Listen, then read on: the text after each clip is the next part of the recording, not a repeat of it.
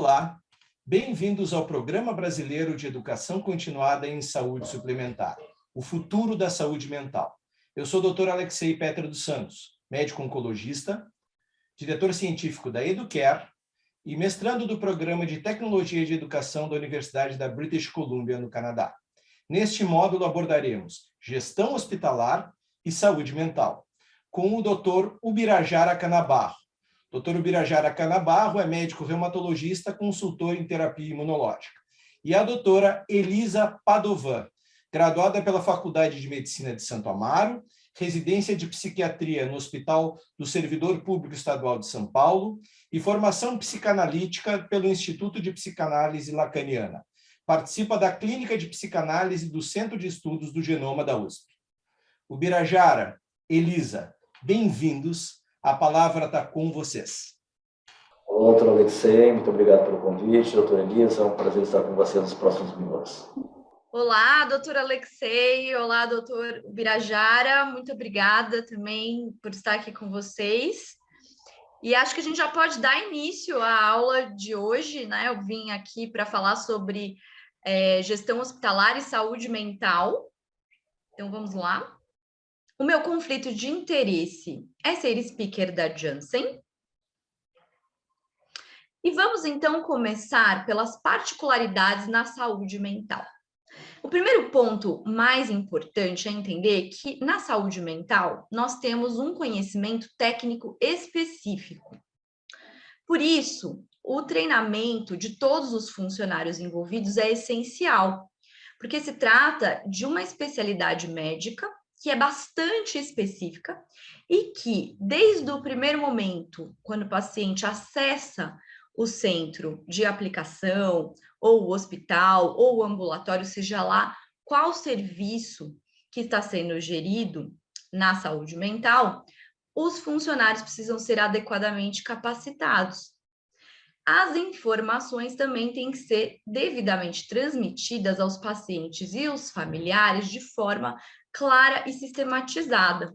Por quê? Porque além de se tratar de pacientes que às vezes não estão totalmente estáveis, eles têm uma dificuldade, às vezes, no entendimento do conteúdo, né? Então, muitas vezes o paciente vai ao centro, mas ele não sabe por onde começar aquele procedimento que ele vai receber, ele não sabe que documentos levar, ele não sabe com quem falar, e a própria doença mental muitas vezes afeta a memória, a atenção, o humor. Então, a gente precisa, às vezes, fornecer mais informação do que quando a gente está falando de um centro de saúde que não envolve a parte mental, tá? Então, um pouco mais complexo nesse aspecto. Depois, o ambiente ele tem que ser extremamente acolhedor e seguro, porque muitas vezes os pacientes, conforme eu falei, estão adoecidos, né? Nem sempre, mas uma grande maioria das vezes eles podem estar bastante adoecidos. Então, o ambiente precisa ser bastante acolhedor, um ambiente calmo e também um ambiente seguro. Existem algumas particularidades, inclusive de vestimenta dos profissionais, então não usar adornos muito compridos, porque de repente o paciente pode ter um episódio de agitação, puxar, né? Os cabelos, normalmente, a gente recomenda que estejam presos. Ao redor da sala, que não tenham muitos objetos que possam ali causar algum tipo de... num episódio de agitação, que não cause nenhum tipo de lesão, nem para a equipe, nem para o paciente. Claro que num centro de aplicação, por exemplo, estamos falando de pacientes tecnicamente estáveis, né? Mas é muito importante que a gente entenda que às vezes um paciente está estável, mas ele pode passar a não estar mais tão estável assim, né? De uma hora para outra, de um dia para o outro. Então, tem algumas recomendações específicas que vale a pena a gente se atentar quando a gente recebe um paciente da área da saúde mental. E a minha sugestão é também que existam protocolos especiais, né? Então, pensando que às vezes o paciente não vai estar totalmente estável, é importante que a gente avalie os riscos desse paciente antes que ele chegue até o ambiente onde a gente vai receber esse paciente. Então, essa avaliação de risco, ela reduz muito a possibilidade de um paciente muito grave chegar, né, sem que o ambiente esteja adequadamente preparado. E caso exista algum episódio de agitação, algum episódio que saia ali do programado, os protocolos vão ajudar muito a equipe se organizar e atender adequadamente esse paciente, preservando a sua segurança, tá? Por isso que é muito importante que exista mesmo, antes do paciente chegar até o local, um protocolo de triagem, né, para evitar que os mais graves cheguem, e quando chegam também que tenham protocolos para as emergências, que sempre podem acontecer. Em relação à jornada do paciente, quais seriam os aspectos mais relevantes para a gente conversar aqui hoje? Então, a gente vai pensar nessa jornada do paciente em 3 momentos, tá? O primeiro momento é quando o médico vai encaminhar esse paciente até o local. Depois, quando o paciente já chega para ser atendido. E, por último, quando o paciente sai do local de atendimento e entra na fase de pós-atendimento. Então, aqui, a ideia é abordar os principais aspectos desses 3 tempos da jornada do paciente. Então, começando pelo encaminhamento. Quais seriam as principais informações que a gente precisa ter para receber um paciente da área da saúde mental? Então, em primeiro lugar, as informações têm que ser claras e objetivas sobre o local de atendimento. Então, que serviços aquele local está prestando, né? Quais serviços ele oferece, quais os valores dos procedimentos, quais convênios são aceitos. Muitas vezes são informações básicas, mas que não vêm de forma clara e objetiva. Então, lembrando que o paciente, normalmente da área da saúde mental, pode vir a ter um comprometimento cognitivo, né? Pode vir a ser um paciente mais comprometido do ponto de vista de memória, de atenção e de raciocínio. Quanto mais claras e objetivas forem as informações, melhor será para ele, tá? Outra coisa importante, muitas vezes os pacientes da área da saúde mental não querem buscar o tratamento. Então, quando eles encontram uma dificuldade de informação, muitas vezes eles não vão, né? Eles não buscam aquele tratamento que a gente está indicando. Então, é muito importante que a informação sobre o tratamento e o local de atendimento seja passada de forma clara e objetiva. Depois, simplificar as burocracias, né? Então, conforme eu venho falando, já é um paciente que muitas vezes não quer se tratar, ou que, apesar de querer, tem uma grande limitação. Então, quando ele se depara com falta de informação ou com burocracias, muitas burocracias, ele acaba ou não conseguindo fazer esse tratamento ou até desistindo do tratamento. Então, o ideal é que se simplifiquem as burocracias. E depois, um passo a passo, né? Isso é agradável para qualquer tipo de serviço, mas na saúde mental ainda mais. Então, é muito importante que se tenha o contato da unidade, né? Onde eu posso ligar, com quem eu posso falar, quais documentos são necessários para eu levar, né? Porque muitas vezes eles vão esquecer ou vão acabar não levando, né? Quais formulários eu tenho que preencher e quais são as contraindicações também. Então, aquela triagem que eu falei para vocês é muito importante que seja feita. Então, um paciente que está com ideação suicida, um paciente que está com risco de agressão, pode até não ser contraindicado ele ir até um centro, por exemplo, de aplicação ou um hospital-dia. Entretanto, é importante que se tenham protocolos, né? Quanto maior a gravidade, mais risco a gente tem ali. E a gente recomenda que casos mais graves, mais agudos da área da saúde mental sejam manejados em hospital, né? Então, depende muito de qual local a gente está falando. Depois, em relação ao atendimento. Então, esse paciente já se informou, ele já viu, ele já agendou o seu dia para ir até o local, ele já sabe o que ele tem que levar, ele já preencheu o formulário que ele precisa preencher. E até, às vezes, o médico, né? Porque, às vezes, são 2 encaminhamentos. Aquele que diz respeito ao paciente, o que o paciente precisa saber e às vezes o que o médico precisa saber. Porque muitas vezes o médico quer encaminhar um paciente para um centro, mas ele não sabe por onde começar. Então, é muito importante que se tenha todas essas informações. Então, vamos supor que esse paciente ele já foi encaminhado e agora ele vai para o atendimento. O que é importante a gente saber? Então, em primeiro lugar, A equipe, conforme eu já conversei com vocês, tem que ser adequadamente treinada, né? Não pode ser uma equipe que não tem conhecimento de saúde mental. O ambiente acolhedor e seguro, também conforme a gente já conversou. E agora a gente tem que incluir também as regras, né, do Covid-19, porque são pacientes que tendem a ter mais dificuldade de se atentar às regras, né, de distanciamento e de prevenção. Então, essas regras têm que estar muito bem explicadas e a equipe tem que estar muito bem treinada para contornar determinadas situações, tá? Esse paciente normalmente vai ser avaliado por um psiquiatra e vejam, nesse ponto vale uma observação. Os centros normalmente que recebem pacientes da área da saúde mental costumam exigir que o paciente passe por um psiquiatra do local. Eu, particularmente, não vejo nenhum problema em relação a isso, porém, esse é um ponto onde precisamos prestar atenção, porque o trabalho do psiquiatra que vai ver um paciente de um outro psiquiatra precisa ser na linha da interface e da inclusão. Então, aquele outro psiquiatra, ele está entrando para avaliar a conduta de um colega, né, que está encaminhando aquele paciente, e às vezes vão ocorrer divergências, né? Divergências de diagnóstico, divergências de conduta, e tudo bem. Eu acho que faz parte da prática clínica a divergência.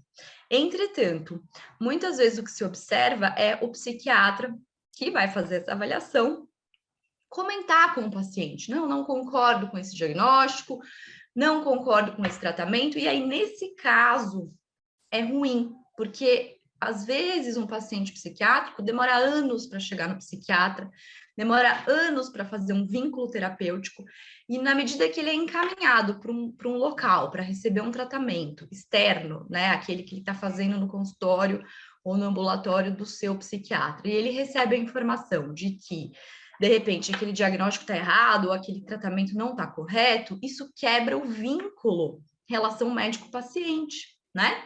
E aí, isso é muito ruim, porque o paciente pode perceber essa divergência de conduta, né, e não retornar ao seu médico encaminhador. Então, é muito ruim quando um médico encaminha o paciente para algum tratamento externo ali, né, e não recebe o seu paciente de volta, porque a sua conduta foi questionada ou algo foi dito ali que atrapalhou a sua relação, que às vezes demora anos para ser construída.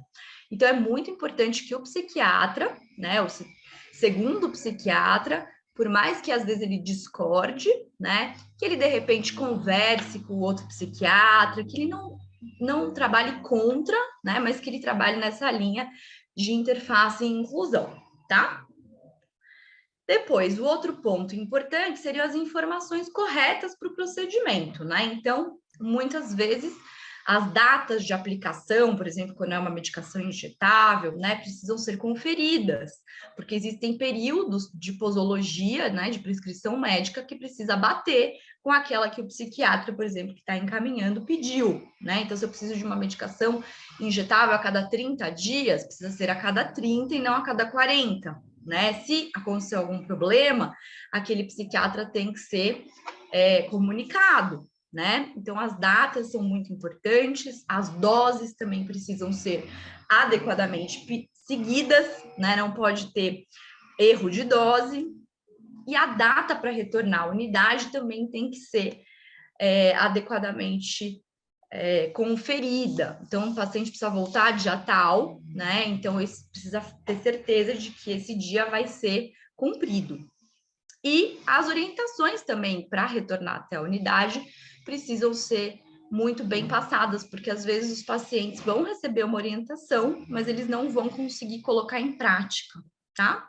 Então, é importante que a equipe faça toda essa informação, bata bem a questão do retorno e oriente muito bem esse paciente, porque não é um paciente comum, muitas vezes ele não vai lembrar ou não vai entender, tá?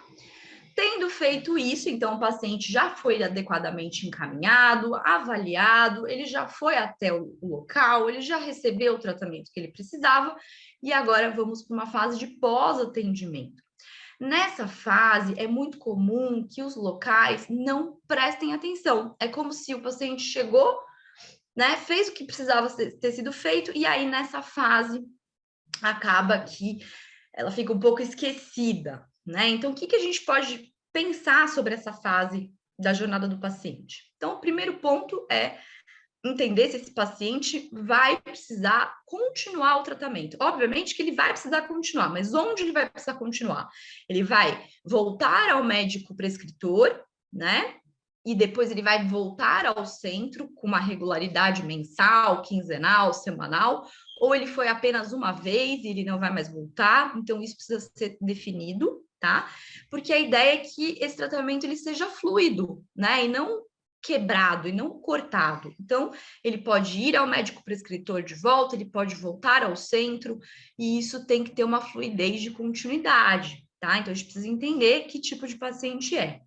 E é muito importante, uma coisa que normalmente não acontece, é o feedback sobre o que foi realizado na unidade. Então, por exemplo, eu estou encaminhando um paciente para receber uma medicação, né? Eu quero saber, às vezes eu fico sabendo pelo próprio paciente, quando ele retorna para mim, né? Mas eu quero saber se ele realmente foi até a unidade, se correu tudo bem, se ele tomou a dose que eu prescrevi, se ele se sentiu bem, se teve alguma intercorrência durante a aplicação. Isso tudo é muito importante para o médico que encaminha e muitas vezes esse feedback não é realizado, tá? Seria muito bom se fosse. Depois, as orientações relevantes sobre o procedimento devem ser feitas. Então, o paciente precisa saber, olha, o senhor pode sentir um pouco de dor no local da aplicação, ou nos próximos 2 horas o senhor não pode dirigir. Essas orientações têm que ser feitas, né, para uma fase de pós-atendimento, né, antes de sair da unidade, mas que vai influenciar nesse período de pós-atendimento. E os familiares e o próprio paciente precisam saber com quem falar caso alguma coisa aconteça, né? Então, ele vai falar com o médico prescritor, ele vai falar com alguém da unidade, com quem que ele vai entrar em contato caso ele tenha algum problema. Então, é importante que esse paciente saia da unidade sabendo, né, quais são os canais de atendimento para dúvidas e emergências. E é importante também aguardar o retorno à unidade, né? Então, assim, quando que ele vai voltar? Então, é importante que ele saiba quando e como ele vai voltar para dar a continuidade desse tratamento e respeitar também esse período, tá? E, enquanto isso, também uma coisa que é uma tendência até fora do país, né, é você não só pensar no procedimento que o paciente recebeu, mas também fazer uma política informativa, né? Nessa fase de pós-atendimento, nesse mês, por exemplo, que o paciente vai ficar fora do centro, ele pode receber conteúdo informativo sobre saúde mental, ele pode ser instruído sobre novidades em relação ao seu tratamento, ele pode receber links para cursos e palestras, enfim, tem uma série de coisas onde a gente pode usar a criatividade para trabalhar a favor da informação dentro da saúde mental. Então, nessa fase de pós-atendimento é onde pode haver esse ambiente para instrução sobre saúde mental, que ajuda muito de maneira geral, né? Quando a gente estuda a saúde mental, quando o paciente sabe sobre saúde mental, normalmente o risco de dar problemas é muito menor, né?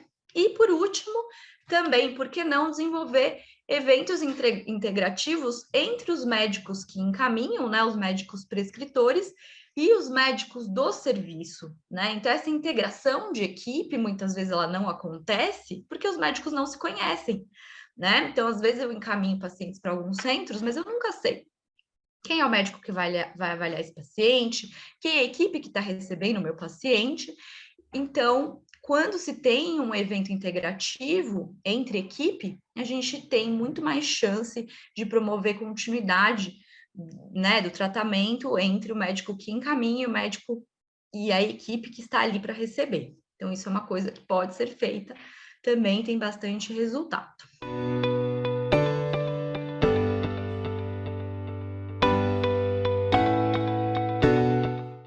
Doutora Elisa, parabéns pela apresentação sucinta, didática. Deixa bem claro os desafios que as unidades de atendimento precisam enfrentar. Foi uma breve, mas uma completa apresentação da jornada do paciente, da jornada do médico. Enquanto é desafiador para as unidades que atendem os pacientes e, consequentemente, as equipes médicas que encaminham a organização de fluxos e processos que possam monitorar, gerenciar e administrar esses processos. Fica bem claro na apresentação da doutora Elisa o quanto as unidades precisam inicialmente se adequar fisicamente, caso elas não estejam adequadas para atender esse paciente, revisar de maneira árdua e intensa alça o processo, o tempo que esse paciente passa na unidade e onde eventualmente ele pode estar em risco, seja físico ou emocional.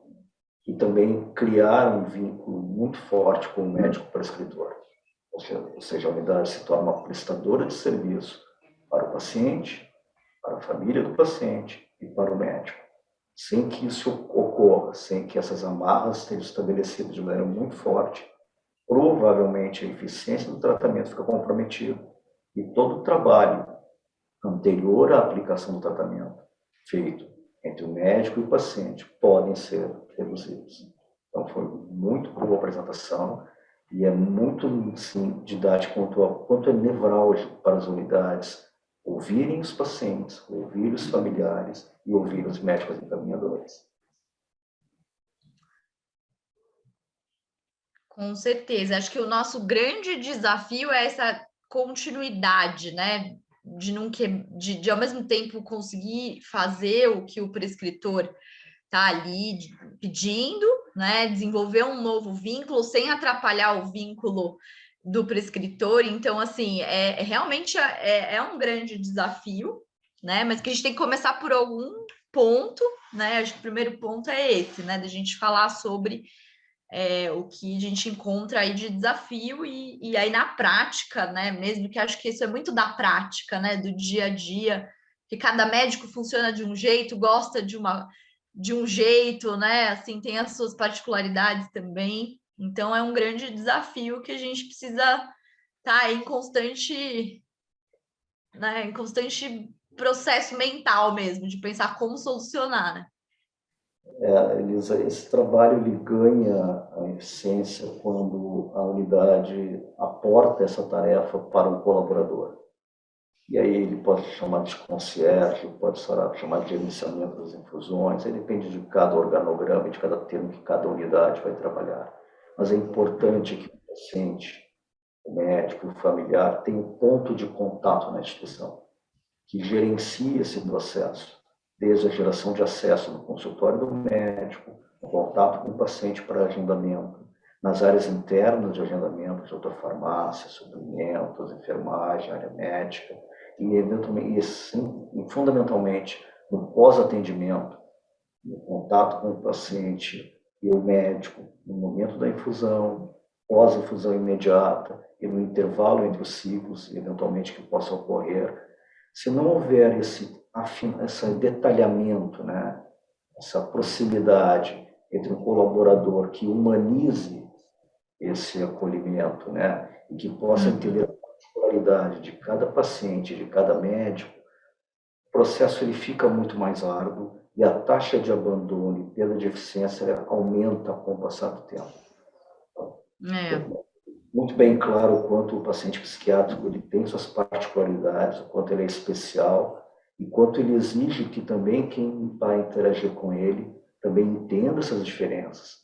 Sim. Consulte o médico, assistente, em qualquer dúvida de como abordar o paciente, no eventual surgimento de uma incongruência ou alguma dúvida, ele possa ter o contato imediato com o médico, para que todos caminhem no mesmo sentido, que é gerar o acesso e uma adesão ao tratamento. Ele sabe que é um gargalo importante na prevenção de saúde mental. Sim, excelente, doutor. Com certeza. Acho que algumas coisas que são fundamentais aí do comentário, que eu vejo que os colegas têm muita dificuldade, eventualmente uma outra unidade, é a questão burocrática. Acho que é fundamental o médico ter acesso aos termos de consentimento da unidade. Eventualmente ele possa aplicar o termo de consentimento no próprio consultório, vinculando ainda mais o paciente. E é fundamental que, dentro do possível, o médico participe do corpo clínico da unidade que provém do tratamento. Ele acompanha os processos, ele acompanha as reuniões clínicas periódicas, para que essa proximidade torne o processo muito mais eficiente e seguro. Com certeza, seria o ideal, né? Mas não é algo muito difícil de executar se realmente as partes se unirem em montar um bom projeto. Exato. Se tiver a iniciativa, né, o entendimento de que isso é importante, eu acho que é uma questão de colocar em prática, né? É importante que esse processo de atendimento, esses fluxos sejam monitorados por uma equipe médica que conheça o dia a dia do atendimento psiquiátrico. E não fique apenas como um fluxo a mais, um paciente a mais, num grande grupo de pacientes. Essa diferença, esse acolhimento, esse pertencimento do médico ao acolhimento do paciente, pertencimento do médico à unidade, são fundamentais para que as coisas realmente rodem de maneira segura e eficiente. Sim, com certeza, concordo. Elisa, excelente aula, excelente apresentação. Dando seguimento ao nosso evento, eu vou apresentar rapidamente alguns dados administrativos e financeiros importantes na organização de serviços e no gerenciamento das unidades de infusão. Como apresentado previamente pela doutora Elisa, a jornada do paciente e do médico no tocante ao ambiente psiquiátrico é muito próxima, né? Eles estão muito vinculados no segmento de gerar um diagnóstico o mais precoce possível, evitando um atraso diagnóstico para o paciente, um tratamento correto e adequado, uma estabilização clínica e, fundamentalmente, uma adesão ao tratamento. Quanto ao médico, o desafio que ele encontra é prover a indicação correta, encaminhar para a unidade que possa gerar acesso e manutenção a esse tratamento e receber informações de seguimento desse paciente. Isso exige uma adaptação das equipes assistenciais, né? E nós vemos inicialmente ali a importância de ter um concierge, um colaborador focado no gerenciamento das demandas de pacientes e médicos, um modelo assistencial que promova um acolhimento adequado desse paciente, que ele possa ter o agendamento fácil, o acesso fácil à unidade e que ele possa ser navegado do ponto de vista de segmento interno e externo, ou seja, a equipe assistencial acompanha esse paciente durante todo o tempo que ele fica na unidade e que ele fica fora da unidade, dando seguimento ao tratamento dele. Do ponto de vista do médico, também é fundamental manter um concierge efetivo, gerenciando os aspectos burocráticos, especialmente vinculados à solicitação, autorização, relatórios, termos de consentimento informados são fundamentais nessa particular, gerando um ambiente onde as equipes assistenciais promovem um apoio ao médico, fortalecendo o relacionamento médico-paciente. No aspecto da jornada do gestor, o desafio é promover o acesso ao paciente, manter o tratamento com uma adequada contratualização às fontes pagadoras, seja ela que modelo de contrato vigente, conta aberta, pacote, capitation, por valor, diferentes modelos de contrato hoje de remuneração são praticados no mercado. E quanto aos fornecedores, promover uma condição comercial adequada, incorporação de ferramentas digitais de monitoramento do paciente e apoio ao médico, parcerias científicas continuadas e parcerias comerciais. Quanto aos fornecedores, né, é fundamental uma política comercial adequada, onde você tenha prazo de pagamento, visto que as fontes pagadoras muitas vezes acabam tendo um atraso nos pagamentos, e condições comerciais que permitam que essa operação de atendimento àquele paciente se torne sustentável e possa manter esse atendimento ao longo do tempo. Hoje nós temos geralmente uma política de descontos escalonados no mercado. É importante que o prestador consiga entender que tipo de condição comercial ele precisa ter para que ele possa manter esse atendimento de maneira sustentada e possa ampliá-lo ao longo do tempo. Como isso vai ser executado? Se é via compra direta, se é via distribuidor, se é via operador logístico, independe. O importante é, como eu ressaltei, que as margens praticadas sejam sustentáveis, que o prazo concedido seja adequado com a realidade do mercado, que ocorra uma adequada logística de entrega do medicamento e que a gestão de estoque seja racional. Portanto, quanto às fontes pagadoras, né, é fundamental que seja feito um contrato, uma contratualização, um aditivo contratual com prazos e glosas racionais, em que o faturamento seja bem claro na parte contratual, o período de recebimento e o modelo de reanálise das glosas que eventualmente ocorrem e na prática acabam sempre ocorrendo. O modelo de prestação de serviço também é fundamental ser bem definido, se vai ser um fee-for-service clássico, se vai ser um DRG ou um modelo de capitation, mas esse é um ponto muito fundamental para que daqui a pouco, numa geração de uma demanda maior de pacientes, ela não tenha que ser interrompido por não haver sustentabilidade contratual. O tipo de indexador praticado nesse contrato, se ele é preço fábrica, se ele é nota fiscal, se ele é uma tabela própria da operadora, também é muito importante ser definido, e que tipo de regra de negócio vai ser feito na remuneração do prestador, no caso a clínica, ou o hospital dia, ou o hospital tradicional. Vai ser um preço fábrica mais um inflator, vai ser um PMC menos um deflator, será uma taxa apenas por procedimento. Se não houver uma análise muito detalhada desses aspectos, em algum momento talvez tenha que se interromper o tratamento desses pacientes por não haver sustentabilidade financeira ou administrativa.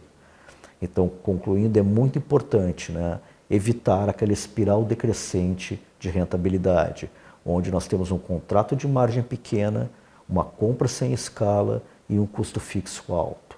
Sempre que isso ocorrer, provavelmente essa operação terá que ser interrompida em algum momento e os pacientes acabam ficando sem acesso ao tratamento, gerando uma ruptura do fluxo de atendimento e uma menor adesão desses pacientes ao tratamento, o que é particularmente muito sensível, especialmente nos pacientes psiquiátricos. Concluindo, então, para que nós tenhamos uma unidade sustentável nesse segmento, é fundamental um modelo assistencial robusto, ou seja, que tipo de assistência estou gerando a esses pacientes, um modelo que preze principalmente por um acolhimento do paciente à unidade, um modelo de segurança e de pertencimento do médico, que ele acompanhe passo a passo o que está sendo o que ocorre, tanto na unidade de tratamento quanto fora dessa unidade. Equipes médicas alinhadas, né, dialogando, tendo a mesma linguagem, evitando o máximo possível de ruídos, para que o paciente possa entender que ali existe um ambiente consensual em prol da sua saúde. E por trás, fundamentalmente, uma gestão muito detalhada desse DRE, para que possa se manter sustentabilidade e crescimento dessas unidades. Atendidas essas premissas, fatalmente a unidade terá sucesso e os pacientes serão bem atendidos. Muito obrigado, fico à disposição. Gostaria de agradecer ao Dr. Ubirajara, à doutora Elisa, pela excelente explanação e pela elucidação de pontos tão importantes nessa nossa trajetória. E gostaria de convidá-los a fazer suas considerações finais. Bem, eu só tenho a agradecer pelo convite, pela oportunidade de poder falar um pouco sobre gestão hospitalar em saúde mental. E qualquer dúvida ou necessidade de fazermos novos eventos, estou disponível no que for preciso. Muito obrigada. Obrigado, Elisa. Foi realmente um evento muito gratificante. Acho que todos nós saímos muito satisfeitos. Estamos à inteira disposição para colaborar com os colegas, pacientes e gestores no melhor atendimento dos nossos pacientes. Muito obrigado a todos que nos assistiram. Convido-os ao próximo módulo. Participe desse programa. Esperamos você na plataforma Educare Brasil.